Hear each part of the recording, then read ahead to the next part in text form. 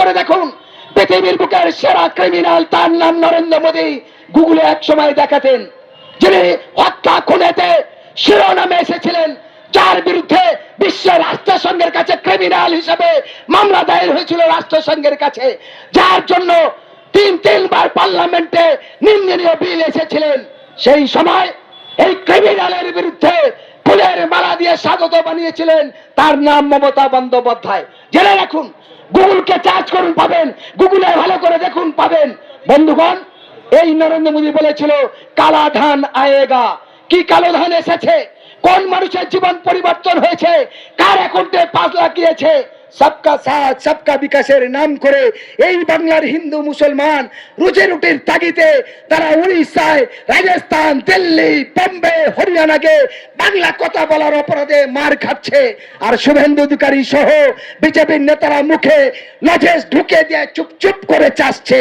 বন্ধুগণ, এরাই বলছে কালা ধান আয়েগা, এরাই বলেছিল সবকা সাথ সবকা বিকাশ, এরাই বলেছিল বেটি বাঁচাও বেটা বাঁচাও। তাহলে মুসলমানের কথা ছেড়ে দিন, ঝাড়খণ্ডে শিব মন্দিরেতে দাঁড়িয়ে বিজেপির পৌরোহিত নেতা এবং বিজেপির বিধায়ক কেন একটা 9 বছরের তরুণী যার নাম শ্যামলী বারুক, তাকে একাধিকবার 7 বার ধর্ষণ করার পর গলা কেটে দুটো ফালা করে দিল? কই বিজেপির নেতারা রাস্তায় তো নামলো না? আমি জানতে চাই দলিত ভাই, হিন্দু ভাইদের কাছে আমি বলতে চাই, যারা এই বিজেপি আর তৃণমূলের নিয়ে নাচছেন, খাল কেটে কুমির কেটে এনেছেন তারা, আর তারাই বিপদে পড়েছে। বাংলাদেশের উদ্বাস্তু হিন্দু ভাইরা বেশি বিজেপি বিজেপি করে চিৎকার করেছে, আর এই এসআইআর এর পরে আসছে এনআরসি, বেশি বিপদে তাদের। ইতিপূর্বে পশ্চিমবঙ্গে মমতা ব্যানার্জি বলেছিলেন, আমি বেঁচে থাকতে এসআইআর হতে দেব না। আজকে রায়দিঘি বাজারের হিন্দু মুসলমান দলিত আদিবাসী ভাই, আপনারা বলুন, মমতা ব্যানার্জি মরে গেছে না বেঁচে আছে? তাহলে এসআইআর কেন হচ্ছে? এসআইআর করছে কারা? আপনার পাড়ায় যারা ফর্ম দিচ্ছে তারা কারা? তারা এই রাজনৈতিক কারবারিদের প্যানেল করা স্কুল মাস্টার, তারা প্যানেল করা আইসিডিএস এর মাস্টার, তারা আচার দিদিমণি। তাহলে এদের দিয়ে ভোটার স্লিপ বিলি করেছে, এদের দিয়ে পাড়া সার্ভে তৈরি করেছে, আর তারা বিএলআর ট্রেনিং নিয়ে এটা করছে। তার মানে মমতা ব্যানার্জি যদি খরচা হয় 30,000 কোটি টাকা, বলবে হয়েছে 70,000 কোটি টাকা। ইংরেজি নয় দেখেছেন? নয়, ওই শ্যামল আর দুলাল হেঁটে যাচ্ছে, নয়ের মাথাটা দেখিয়ে দিল, এই শ্যামল এটা কয় রে? নয়। আব্দুল আর গাপ্পার যাচ্ছে, এটা কয় রে? নয়। পিছনে আসছে আবার দুলাল, পেছনে আসছে আবার কে? করিম। ওই মাথাটা নিচে নামিয়ে দিল, দেওয়ার পর বলছে এটা কয় রে? বলছে 6। সামনের আগের মরে গিয়ে বলছে দেখেছিস? দাঙ্গা লাগিয়ে দিল, বলছে আমি নিজের চোখে দেখে এসছি। নয়, এ বলছে আমি নিজের চোখে দেখেছি। 6। তো বিজেপি আর তৃণমূল 9, 6, 15, আমরা কিচ্ছু জানি না। এরা সাধ্যে মাঝে ঢাকা দিতে চায়, এরা কিচ্ছু জানে না। এসআইআর হবে, এনআরসি হবে, ডিসেন্টার ক্যাম্প হওয়ার জন্য কয়েক হাজার কোটি টাকা প্রকল্প চালু হয়েছে, যে টাকাতে দক্ষিণ 24 পরগনার আপনার এই সাগরের পাশে কাকদ্বীপে জেলখানা তৈরি হবে। শুনে রাখুন, জেলখানা তৈরি হচ্ছে নিউ টাউনে, মুর্শিদাবাদ, সাগর দিকে, বীরভূম, জলপাইগুড়ি, ঝাড়গ্রাম, মেদিনীপুর সহ 70খানা জেল তৈরি হচ্ছে। তৈরি থাকুন হিন্দু মুসলমান দলিত আদিবাসী। যে বিজেপি তৃণমূল আপনার ধোকা দিয়ে ভোটের ক্ষমতা নিচ্ছে, তারা এই ব্যবস্থা তৈরি করছে, কারণ তারা জানে এই মানুষগুলো বেকার। আমরা মুখে বলেছি যত বাংলার শিল্প হয়নি। 18টা বিজেপির এমপি ছিল, 3 জন কেন্দ্রীয় মন্ত্রী, 77 এমএলএ। তৃণমূল 8 বছর ক্ষমতায় ওই লক্ষ্মী ভাড়, সাগা, জাকাত, ফেতরা দিয়ে মানুষের জীবন বিপন্ন করেছে। আমরা চেয়েছিলাম বাংলার শিল্প হোক, বাংলার ঘরে ঘরে প্রি ইংলিশ মিডিয়াম স্কুল হোক, বাংলার মা বোনেদের জন্য কৃষি ট্রেনিং, শিল্প ট্রেনিং, মুরগি চাষ, ছাগল চাষের ট্রেনিং, দর্জির কাজ, সেলাইয়ের কাজ, এমব্রয়ডারি কাজ, ছাপা কাজ ট্রেনিং দিয়ে, বিনা পয়সায় লোন দিয়ে একটা মা একটা বোন বাড়ি বসে বসে 20 থেকে 50,000 টাকা রোজগার করবে। তাহলে ওই বোনের ছেলে মেয়েরা সুশিক্ষিত হবে, ডাক্তার, ইঞ্জিনিয়ার, প্রফেসর হবে, বাংলার উদীয়মান সূর্য করবে। দুর্ভাগ্যের বিষয়, এরা ধরিয়ে দিয়েছে ডান্ডার ঝান্ডা। এরা বলছে বিজেপি এই করেছে, তৃণমূল এই কংগ্রেস এই করেছে, আমাকে ভোট দাও। আর বিজেপি বলছে তৃণমূল এই করেছে, সিপিএম এই করেছে, আমাকে ভোট দাও। আমি জানতে চাই 5 বছরে 6টা ভোট, বিধানসভা, লোকসভা, পঞ্চায়েত, জেলা পরিষদ, এই ভোট দিলে আমি আমার গণতান্ত্রিক অধিকার কি পাবো? এই নেতারা বলে কি আপনাকে ভুল বুঝায়। গণতান্ত্রিক দেশ, কাউকে না কাউকে ভোট দিতে হয়। আমি হোসেন গাজী দায়িত্ব নিয়ে বলছি, ওই তৃণমূল বিজেপির নেতা ভুল বলেছে। ভারতবর্ষের সংবিধানে এমন নেই যে আপনাকে ভোট দেওয়াটা বাধ্যতামূলক। তাহলে লোটা চিহ্ন বিধানসভা, লোকসভায় থাকতো না। বন্ধুগণ, ভুল বুঝে ক্ষমতায় টিকে থেকে ইন্দ্রাবাসন, গীতাঞ্জলি, বিভিন্ন প্রকল্পে তারা লুটে খাবে বলে হিন্দু মুসলমানদের বেকার বানাবে। কারণ উচ্চ শিক্ষিত যে ইঞ্জিনিয়ার, ডাক্তার, বড় প্রফেসর, বিরাট র্যাঙ্কে চাকরি করে, তাদের মাইনে 15,000 থেকে বাড়তে বাড়তে বাড়তে বাড়তে 1.5 লাখ 2 লাখ হয়েছে। যারা সবজি বেচে, দিন মজদুরি, মাছ ধরতে গিয়ে বাঘের গলে প্রাণ যায়, এই মুদিখানা, অটো চালক, রিক্সা চালক, লেবার, মুটে দিন মজদুরি, এদের ছেলের কি হবে? এদের উপায় কি হবে? এই 500 টাকা খেটে ওই 20 টাকার আলু কিনবে, 50 টাকার পেঁয়াজ, 200 টাকা তেল কিনবে, আর 1.5 লাখ টাকা মাইনে যার, সেও সেই 20 টাকা আলু কিনবে। সরকারের এই দ্বিচারিতা, এই মনোভাব। কিন্তু এই ইঞ্জিনিয়ারের ছেলে ঝান্ডা ধরবে না বিজেপি, তৃণমূল, সিপিএম এর ঝান্ডা ধরবে কারা? এই গরিব খেটে খাওয়া মানুষের।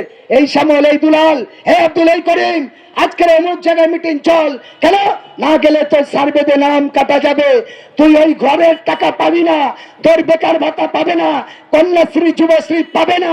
যেন ওর বাপের ঘরে টাকা ছাপানো মেশিন আছে, মমতা ব্যানার্জির কালীঘাটের ঘরে খ্যাট খ্যাট করে ছাপে আর ফ্যাট ফ্যাট করে আসে।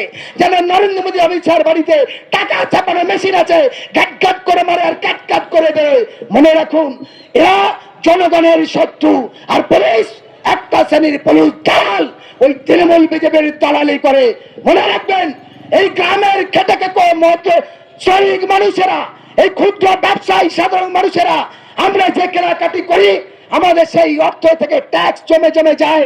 তবে তৃণমূলের নেতারে খাওয়া হয়, তবে বিজেপির নেতার খাওয়া হয়, তবে পুলিশ, গুন্ডা, মাস্তান, স্কুল মাস্টারদের খাওয়া হয়। কারণ সেই ট্যাক্সের টাকা দিয়ে তাদের মাইনে চলে। বন্ধুগণ, একজন এমএলএ এর মাইনে কত? 1,37,000 টাকা। একজন এমপি কত পায়? 1.5 লাখের উপরে। বন্ধুগণ, সেই এমপি আর এমএলএ এর কাজ কি?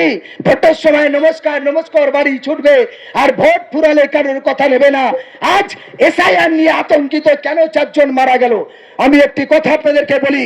বন্ধু, আপনারা শুনেছেন সন্তোষপুর 16 বিঘা বলে একটা জায়গা আছে বসবস লাইনে। আপনার এই রায়দিঘির বহু মানুষ সেখানে থাকে। আপনারা জানেন, সেখানে 2011 সালে তৃণমূল ক্ষমতা আসার পর 2012 সালের 20 নভেম্বর দুপুর 12:30টায় 450 ঘর পুড়িয়ে দিয়েছিল। আবার পরবর্তীকালে 730, টোটাল এই প্রায় 1100-এর কাছাকাছি ঘর পুড়িয়ে দিয়েছিল। একমাত্র হোসেন গাজীকে এই তৃণমূল বিজেপিরা কিনতে পারিনি। 40 লক্ষ টাকা অফার দিয়েও আমাকে কিনতে পারিনি। আমাদের দাবি ছিল ওই বস্তির রাস্তা চাই, বিদ্যুৎ চাই, বস্তির স্কুল চাই, বস্তির মানুষের জল ও পানির ব্যবস্থা চাই। দীর্ঘ লড়াইয়ের পর আজ মমতা ব্যানার্জির মানুষ নত করে সেই বস্তির মানুষের স্বীকৃতি পেয়েছে।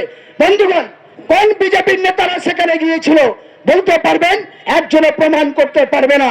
আপনারা জানেন, বিশ্বজিৎ মুন্ডা 5 টাকা দিতে পারিনি বলে তৃণমূলের হারমাত বাহিনী, সে আবার বিজেপির আইডি সেলের নেতা সুভাষ জানা সহ 5 জন, 2 জন মুসলমান, 3 জন হিন্দু মিলে তাকে পিটে পিটে খুন করেছিল। উত্তর 24 পরগনা হাসনাবাদ লাইনে মালতীপুর স্টেশনের পাশে। 17 দিন হয়ে গেছে, বসিরহাট এসডিও, বসিরহাট এসডিপিও, বসিরহাট থানা কোনো এফআইআর কপি নেয়নি। আমি হোসেন গাজী যখন শুনলাম 17 দিন পর বসিরহাটে এসপির কাছে ঘেরোয়া করে অনেক আদিবাসীর দিনে জমিয়ে তারপরে এফআইআর নিল, তারপরে আসামি গ্রেপ্তার হলো, তারপর আমাদের কথা মতো ওই বিশ্বজিৎ মুন্ডার পরিবার 10 লক্ষ টাকা এবং একজনকে চাকরি দিতে বাধ্য হলো। আপনারা জানেন, ঘুটিয়ারি শেখ জামিল, যত পেপার পত্রিকা দেখেছেন, সেই লড়াই নিয়ে এখনো পর্যন্ত আমি কোর্টে মামলাটা চালিয়ে যাচ্ছি। দক্ষিণ 24 পরগনা জেলায় তৃণমূল কংগ্রেসের সভাপতি সুভাষিস চক্রবর্তী সহ তৃণমূলের 27 জন উকিল ওই খুনিদের হয়ে মুখ করছে আলিপুর কোর্টে। বন্ধুগণ, এরা গরিবের পক্ষে। আপনারা জানেন, লক্ষ্মীকান্তপুর ঢোলায় যে আবু সিদ্দিককে যে পুলিশ পিটিয়ে হত্যা করেছে সে সর্বভারতীয় আরএসএস এর সহ সভাপতি এবং আরএসএস এর আইডি সেলের নেতা এবং তৃণমূলের পুলিশের ডিপার্টমেন্টের একটা দায়িত্বে আছে। তাহলে কোথায় গেলাম? সন্তোষপুরে যে থানার পাশে, মহেশতলা থানার পাশে তুলসী গাছের কেন্দ্র করে যে ধরা পড়লেন, তিনি কে? তিনি হলেন অভিষেক ব্যানার্জির কাছের মানুষ, আবার সারা পশ্চিমবঙ্গে বিজেপির আরএসএস এর রাজ্য কমিটির সহসভাপতি পদে আছেন। তাহলে কোথায় গেল এই বিজেপি আর এই তৃণমূল? এক ঘরে জন্মেছে, নাগপুরের দুই হাত বিজেপি আর তৃণমূল। তাই এই বিজেপি আর তৃণমূলের বিরুদ্ধে, এই ফাসিস্টবাদ স্বৈরাচারীর বিরুদ্ধে যদি হিন্দু মুসলমান দলিত আদিবাসী সঠিক না বোঝে, তাহলে প্রাণ যাবে, জীবন যাবে, দেশের উন্নতি হবে না। আজ দেখুন বিজেপির নেতাদের বাড়িতে কোটি কোটি টাকা পাওয়া যাচ্ছে, তৃণমূল নেতাদের বাড়িতে কোটি কোটি টাকা পাওয়া যাচ্ছে, আর গ্রামের খেটে খেটে হিন্দু মুসলমান দলিত আদিবাসী তাদের বেকার বাড়ছে। এদের কাজ এরা লেবারি করবে, এদের কাজ এরা দিন মজদুরি করবে, আর ওদের কাজ লুটে খাবে। তাই তারা চায় হিন্দু মুসলমান দলিত আদিবাসীদের ঠকে টাকার পাহাড় করার জন্য ওরা সব সময় প্রার্থনা করে বেশি বেশি করে বন্যা হোক। বেশি বেশি করে বলেছি যে 4 জন মারা গেছে তার পরিবারকে কেন্দ্র সরকারের পক্ষ থেকে 20 লক্ষ টাকা এবং একজনকে চাকরি দিতে হবে। তার সঙ্গে বাংলার অপদার্থ মমতা বন্দ্যোপাধ্যায়ের সরকারের ভুলের কারণে এই মারা গেছে তাদেরও 10 লক্ষ টাকা একজনকে চাকরি দিতে হবে। অর্থাৎ বিজেপি আর তৃণমূল সেটিং কারবারে আরএসএস এর এসআইআর এর আতঙ্কিত যে 4 জন মারা গেছে সেই 4 জনের পরিবারকে প্রত্যেকের 2 জন করে চাকরি এবং 30 লক্ষ করে টাকা দিতে হবে।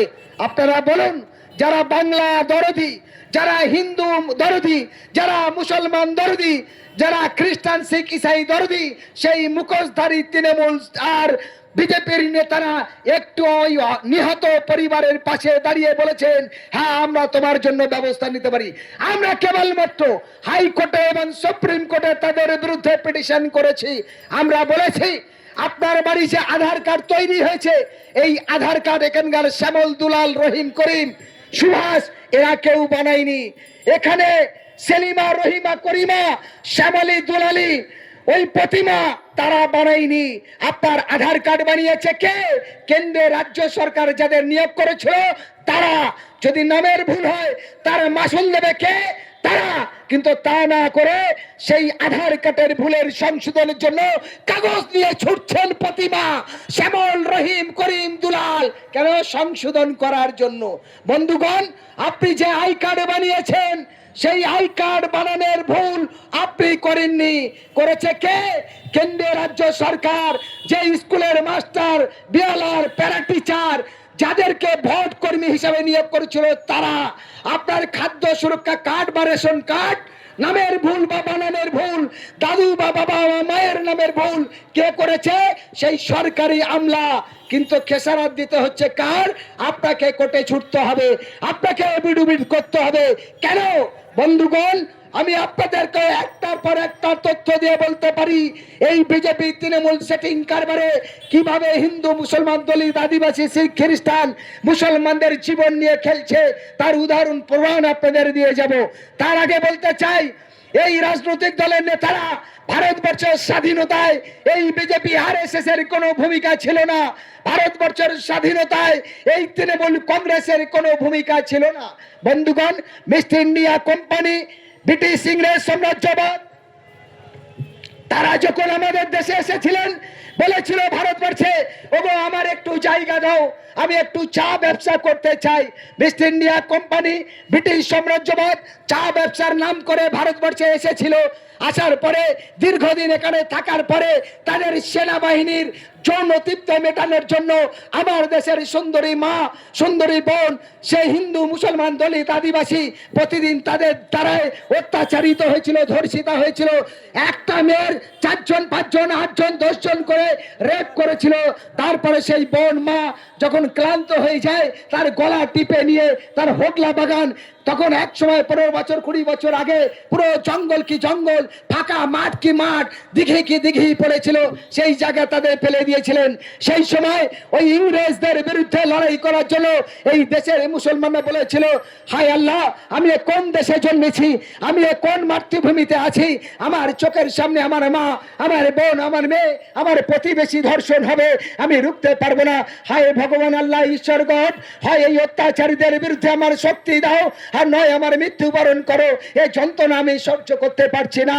তাই কাঁদতে কাঁদতে মুসলমানরা সেদিন পণ্ডিত গান্ধীজিদের কাছে গিয়ে বলেছিলেন, আপনি আপনার হিন্দু দলিত আদিবাসীদের এক জায়গা করুন, আমরা মুসলমানরা এক জায়গা করি, আসুন একসঙ্গে মিলে এই ভারতবর্ষে আমরা জন্মেছি, এই ভারত আমাদের মা, এই ভারতের মাটি আমাদের মাতৃভূমি, এই পবিত্র মাতৃভূমিকে আমরা রক্ষা করি।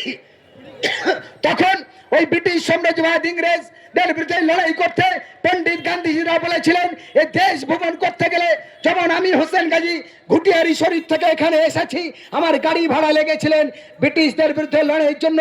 ওই পণ্ডিত গান্ধীজিরা বলেছিলেন, যদি আমরা এই লড়াই করি, এর জন্য বন্দুক দরকার, অস্ত্র দরকার, টাকা দরকার, এই টাকা কোথায় পাবো? তখন মুসলমানরা বলেছিল, আমরা দেশের হিন্দু মুসলমানের মিলন বন্ধনের জন্য আমরা ভিক্ষা করব। তাই 1 পয়সা 2 পয়সা করে চাঁদা তুলে তুলে 1 লক্ষ টাকা ওই পণ্ডিত গান্ধীজিদের হাতে দিয়ে বলেছিলেন, চল দেশ ভ্রমণ করুন। তারপরে দেশ ভ্রমণ করে হিন্দু মুসলমান ঐক্যবদ্ধভাবে ইংরেজ ব্রিটিশ সাম্রাজ্যবাদের লড়াই করে, তবে 1947 সালের 15 আগস্ট ইংরেজ এই দেশ ছেড়ে পালাতে বাধ্য হয়, এবং তারপরে 1947 সালের 15 আগস্ট ভারতবর্ষ স্বাধীন হয়েছিল। RSS এর কোনো দান নেই, বিজেপির কোনো দান নেই, তারা ইংরেজ ব্রিটিশদের দালালি করেছিল। বর্তমান তৃণমূলের যত নেতা বড় বড় কথা বলুক না কেন, তারা সেই বিজেপির RSS এর সঙ্গে কাঁধে কাঁধ মিলে সেই দিনকে ওই ইংরেজদের দালালি করেছিল। বন্ধুগণ, তারপরে 1949 সালে ভারতবর্ষের সংবিধান তৈরি হয়। এই সংবিধান রচনার সময় ডক্টর B.R. আম্বেদকর, তার নেতৃত্বে যখন সংবিধান রচনা হয়, তখন বহু মানুষ একসঙ্গে থেকে, তবে ভারতবর্ষের সংবিধানে লেখা আছে এটা সেকুলার মাইন্ডিং দেশ, এখানে কোন মন্দির কেমন হবে এটা হিন্দু ভাই বুঝবে, কোন মুসলমানের মসজিদ কেমন হবে সেটা মুসলমান ভাই বুঝবে, কোন খ্রিস্টানের গির্জা কেমন হবে সেটা খ্রিস্টান বুঝবে। তাই আমাদের দেশে হিন্দু মুসলমান দলিত আদিবাসী একসঙ্গে আমরা একই মিষ্টির দোকানে কেনাকাটি করতে পারি, একই সবজির দোকানে, একই কাপড়ের দোকানে কিনি, একই স্কুলে আমাদের ছেলে মেয়েরা পড়াশোনা করে, একই ট্রেনে আমরা যাই। বন্ধুগণ, আপনারা জানেন একটা রক্তদান শিবির থেকে রক্ত দেয় হিন্দু মুসলমান দলিত আদিবাসী, আর সেই রক্ততে কার যে প্রাণ বাঁচে, একটা শিশুর প্রাণ বাঁচে, বৃদ্ধর প্রাণ বাঁচে। আমরা সেই রক্তদানে রক্ত নিয়ে কার্ড নিয়ে যখন অপারেশনে যাই, তখন আমরা জানি না সে হিন্দু না মুসলমান, সে দলিত না আদিবাসী, সে বড় লোক না ধনী লোক, সে অটো চালক না চাকরি করে, সে সবজি ব্যবসায়ী না মুঠে, সে মুচি না চামার, সে মুসলমান না খ্রিস্টান, আমরা এ বিচার করি না। প্রাণ বাঁচানোর ক্ষেত্রে তখন সেই রক্তটাকে ব্যবহার করি। আর আমাদের দেশের রাজনৈতিক কারবারিরা অর্থগতি ক্ষমতার লোভে যারা দেশে মানুষকে বিভ্রান্ত তৈরি করছে, তারা সেই মানুষের জীবন নিয়ে খেলে তারা হিন্দু মুসলমান বিভাজন তৈরি করছে। বন্ধুগণ, আপনারা বলুন, নরেন্দ্র মোদী বলেছিলেন এই দেশের যে সবকা সাথ সবকা বিকাশ, তিনি বলেছেন বেটি বাঁচাও বেটা বাঁচাও। এই বিজেপির নেতারা বলেছেন কালা ধন আয়েগা, হর আদমিকে অ্যাকাউন্ট মে 15 লাখ জায়েগা, কোন মুসলমানের দিতে হবে না। এই রায়দিঘি বাজারে 5টা হিন্দু ভাই আমার স্টেজের সামনে এসে বলুন, আমি হোসেন গাজী দায়িত্ব নিয়ে বলছি, প্রমাণ করুন।